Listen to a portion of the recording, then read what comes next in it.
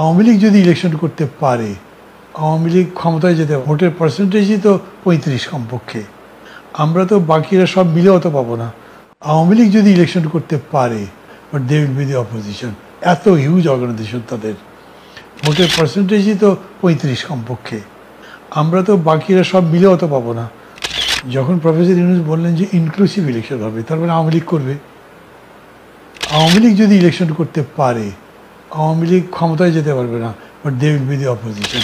এত huge organisation তাদের, ভোটের পার্সেন্টেজই তো 35 কমপক্ষে।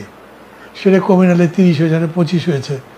আমরা তো বাকিরা সব মিলে অত পাবো না। আই সেড নো, এটা ঠিক হবে না। উই অপোজ তখন। এখন তো আওয়ামী লীগ নাই, এখন সংখ্যানুপাতিক চাই। অনেকে হয়তো আমাকে বলবে, ভাই আপনি তো খুব সিনসিয়ার থাকছেন, আপনি নীতিতে অটল থাকছেন না।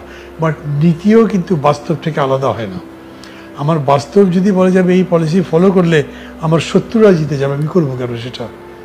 সেই বিবেচনা থেকে আমি বলছি যে আমরা নিশ্চয়ই এখন সাপোর্ট করি যে এটা সংখ্যানুপাতিক হওয়া উচিত। হলে পরে মানে এই যে এক পার্টি দাপট থাকে না, কমে যাবে। অলরেডি বিএনপির পক্ষ থেকে বলা হচ্ছে যে তারা 2/3 জিতবে। Why do you want 2/3? 2/3 result বাংলাদেশে ফ্যাসিজম শেষ পর্যন্ত।